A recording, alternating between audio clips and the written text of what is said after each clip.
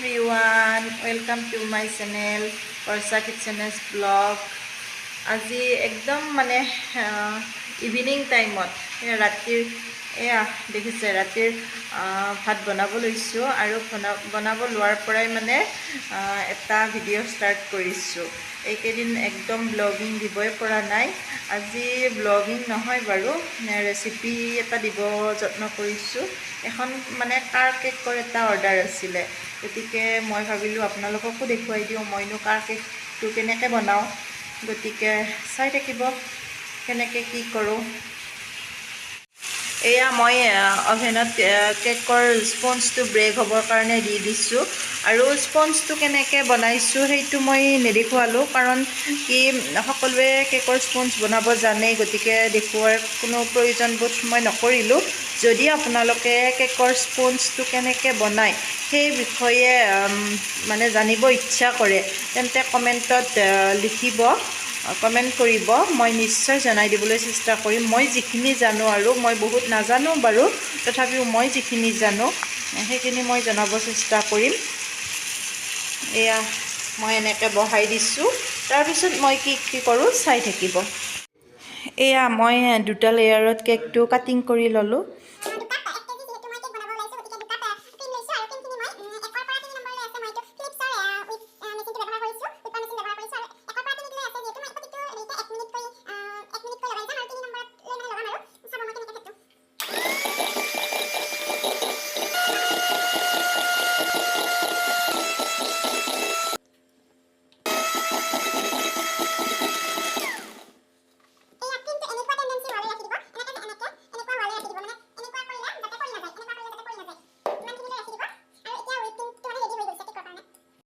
এয়া মই আটাইখিনি বস্তু ৰেডি কৰি লৈছোঁ। এয়া কেক টিনখনত মই প্লেটখন পাৰি লৈছোঁ, মানে বৰ্ডখনত। তাৰপিছত এয়া স্পঞ্জ ৰেডি কৰি লৈছোঁ। এয়া কেকটো আইচিং কৰি লৈছোঁ, আৰু ইয়াতে মানে ফাৰ্ষ্টতে ব্লেক কালাৰেৰে মই আঁকি লৈছোঁ কেকটো। তাৰপিছত এয়া চাবচোন, মানে কেকটো ডিজাইন কৰি আছোঁ। মোৰ মানে ষ্টেণ্ডডাল লোৱাত অকণমান খেলি মেলি হ'ল, সেইবাবে মানে আপোনালোকে মই এয়া ফুলটো কেনেকৈ টিপি টিপি ওলাইছোঁ সেইটো বাৰু দেখিছেই। এনেকৈ পুছ কৰি কৰি যাই থাকিব, তেতিয়া ধুনীয়াকৈ ষ্টাৰ নজলটোৰ সহায়ত মই সেইখিনি ডিজাইন কৰি লৈছোঁ। এয়া চাওকচোন, ফাইনেল লুকটো দেখিব কেনেকুৱা হৈছে। এয়া চাওকচোন।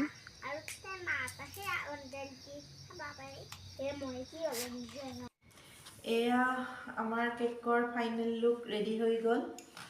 এইটো 1 কেজি কাৰ কেক। আপোনালোকে যিহেতু ভিডিঅ'টো চাই আছিল, 1 কেজি কাৰ কেক অহাকালিৰ বাবে অৰ্ডাৰ আছে। অৰ্ডাৰৰ বাবে আজিয়ে বনাই থলোঁ, অহাকালি যিহেতু সোনকালে লৈ যাব, গতিকে এইটো বনালোঁ। কেনেকুৱা হৈছে জনাব। আৰু যদি ভাল লাগিছে ভিডিঅ'টো চাই লাইক, কমেণ্ট, শ্বেয়াৰ আৰু ছাবস্ক্ৰাইব কৰিব বুলি আশা কৰিলোঁ। আৰু এনেকুৱা ধৰণৰ মোৰ চেনেলত আগলৈ ভিডিঅ' পাই থাকিবৰ বাবে চেনেলটোৰ নটিফিকেশ্যন পাই থাকিবৰ বাবে বেল আইকনটো দবাই দিবলৈ নাপাহৰিব। আজিলৈ আহিছোঁ, বাই।